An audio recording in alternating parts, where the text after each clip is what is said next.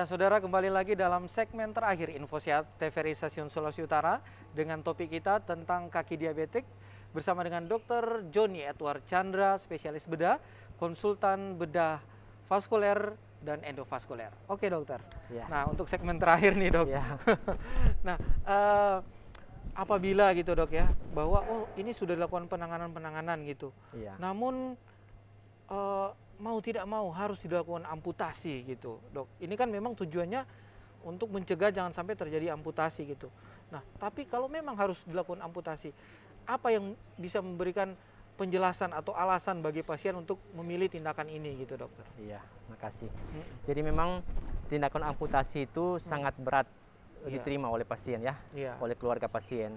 Karena itu kita melakukan mutilasi, pemotongan daripada sebagian daripada tungkai kita ya, apakah jari, ujung-ujung jari, kuku saja kita buang saja kita berat.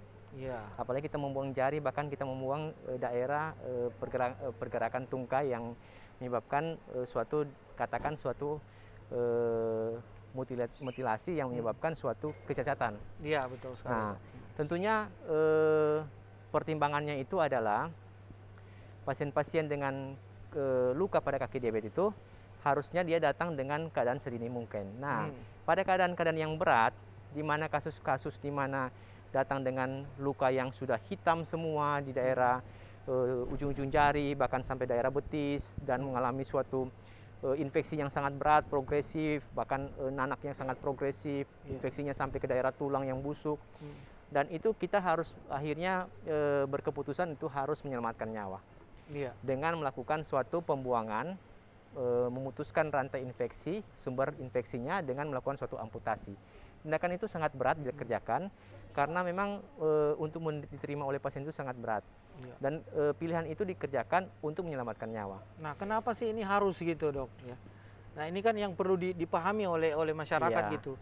Kan ada juga gitu kan pendapat masyarakat, loh ini kan masih bisa gitu kan misalnya dibersihkan atau apa. Kenapa sampai harus untuk melakukan amputasi gitu, dokter?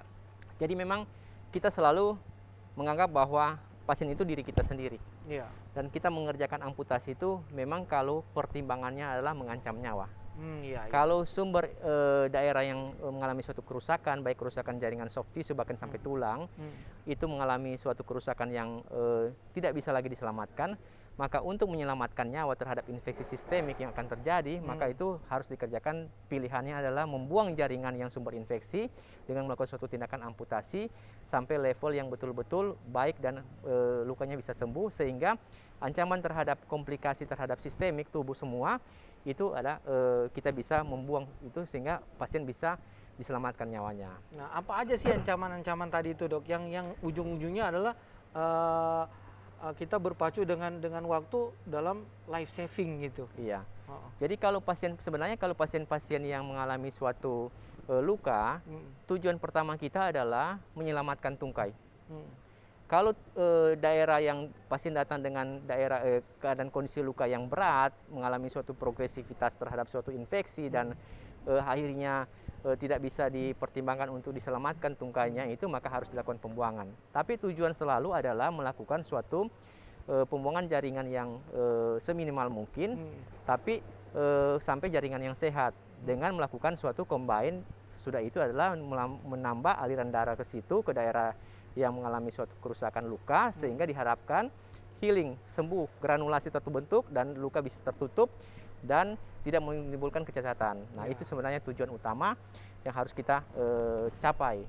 Gitu. Nah, sekarang masalah apa namanya bisa mengancam nyawa ini, misalnya apa?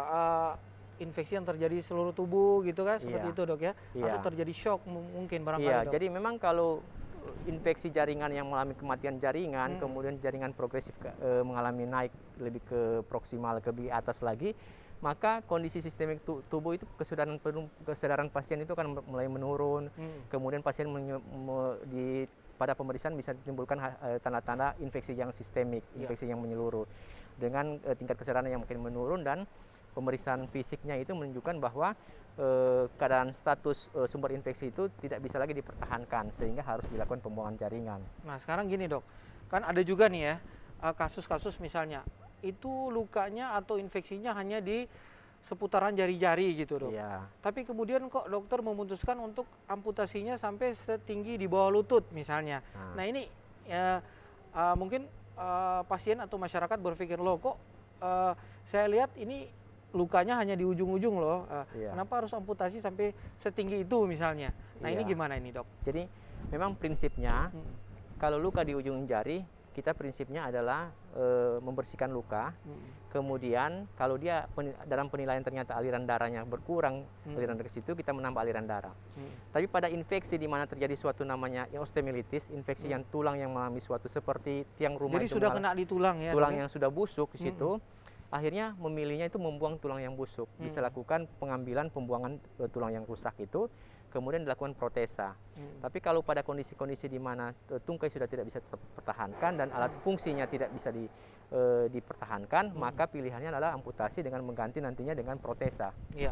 Jadi artinya gini kan, masyarakat, oh ternyata walaupun lukanya hanya di ujung, tapi ternyata di dalam nih sudah harus sampai amputasi setinggi misalnya di bawah lutut, seperti itu gitu. Itu kasus-kasus pertimbangan yang mungkin tidak seprogresif dengan kasus-kasus di mana terjadi suatu kerusakan jaringan. Nah, prinsipnya adalah sebenarnya edukasi bagaimana kalau luka itu harus betul-betul dijaga. Pada pasien-pasien diabetes itu kita harus melakukan suatu edukasi yang baik, menjaga pencegahan terhadap trauma. Jadi minimal trauma, iritasi yang terjadi dengan memakai suatu protesa alas kaki, kemudian sepatu yang soft, yang lunak, yang tentunya tidak melakukan iritasi pada daerah-daerah yang mengalami suatu trauma minimal. Dalam hal ini sensitivitas nyeri terhadap trauma itu pada pasien-pasien diabetes itu kaki diabetes adalah berkurang, sehingga kalau dia udah leset dia nggak tahu. Sehingga itu yang perlu kita edukasi ke pasien. Kemudian dengan mengontrol gula darah, kemudian mengatur pola makan, mengatur lifestyle-nya berolahraga tentunya dengan yang pola hidup sehat lah. Nah, Dok, ketika sudah melakukan tindakan nih, Dok ya, misalnya dengan endovaskular atau misalnya juga dengan tindakan pembedahan misalnya, apakah ini bisa berulang nggak, Dok, kira-kira? Tentunya angka kejadian berulang tentu berpotensi tetap ada, sehingga pasien-pasien dengan kaki diabetes begitu atau penderita diabetes itu harus mengatur pola hidupnya, mengatur pola makannya, kemudian mengatur kadar karbohidrat dalam tubuhnya dengan mengaturkan konsumsi yang pola hidup sehat, jadi kan olahraga memang teratur dan lain. Sangat berat gitu, Dok ya, karena kan harus maintenance yang cukup panjang gitu, Dok, untuk bisa menjaga agar tidak terjadi luka kembali. Karena dia harus menjalani pola hidup yang sehat karena ada faktor predisposisi, faktor komorbid yang bisa menyebabkan berulang lagi kasus demikian. Kalau obat-obatan untuk memperlancar peredaran darah ini gimana, Dok? Umumnya kita memberikan pasien-pasien dengan ada tindakan penilaian kita terjadi penyempitan pembuluh darah, kita akan memberikan namanya obat-obat vasodilator atau obat-obat pembuka pembuluh aliran darah, sehingga diharapkan aliran darahnya menjadi lancar, dan konsumsi tentunya dengan pemberian golongan statin dalam hal ini untuk mencegah terhadap kolesterol gitu, Dok? Iya, pencegahan terhadap plak terhadap dinding pembuluh darah. Tujuannya itu, sehingga walaupun kenapa kolesterol saya normal, tapi dokter kasih obat kolesterol. Tujuannya adalah mencegah plak yang terjadi di dalam dinding pembuluh darah, berakibatnya kolesterolnya terkontrol dengan level yang normal. Jadi, Dok, kalau misalnya orang yang sudah dilakukan tindakan, misalnya dia harus konsumsi obat secara kontinu juga gitu, Dok? Karena dia untuk pembuluh darah maksudnya? Iya, karena ada faktor predisposisi, faktor penyakit metabolik, terutama misalnya dengan diabetes ini, dia hanya terkontrol dengan obat. Jadi selama kita mengatur pola makan kita, pola hidup kita, tentunya dosis obat akan diatur sedemikian rupa sehingga pada angka toleransi yang normal. Iya, seperti itu, Dok ya.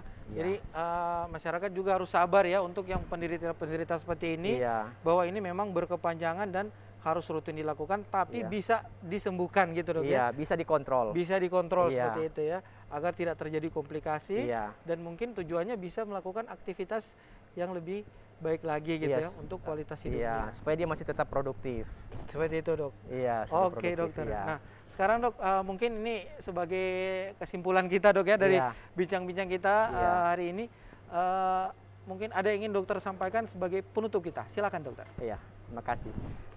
Tentunya pasien-pasien dengan penderita diabetes selain kontrol gula yang teratur, kemudian menjalani pola hidup yang sehat, dalam hal ini olahraga yang ringan rutin, kemudian konsumsi makanan yang tentunya pola karbohidratnya itu harus dibatasi.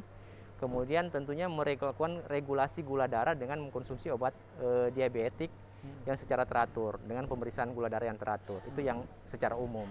Kemudian tentunya kalau dia mengalami suatu gangguan aliran darah, maka tentunya akan selain mengkonsumsi obat-obat pelancar aliran darah, tentunya menjaga terhadap suatu trauma. Misalnya tungkai kita itu memakai alas kaki yang soft, yang pelindung, kemudian kalau pakai sepatu yang betul-betul jangan ketat, sehingga tidak melakukan suatu iritasi. Nah, itu hal-hal demikian tentu sangat penting pada pasien-pasien yang penderita diabetes. Ya, kalaupun seandainya harus amputasi, harus tetap berbesar hati gitu ya dok ya. Iya. Dan semangat dan juga ada penggunaan kaki palsu kan nantinya juga. Jadi sekarang di era sekarang itu penderita-penderita akhirnya keputusannya harus dilakukan suatu tindakan amputasi, tersedia protesa yang bisa membantu aktivitas pasien untuk bisa hidup seperti orang normal. Oke, Iya. baik dokter, terima kasih banyak atas diskusi kita ya.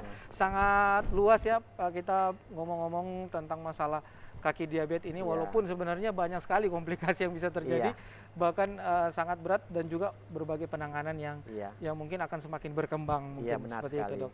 Dan terima kasih atas kesediaan untuk diskusi kita dokter.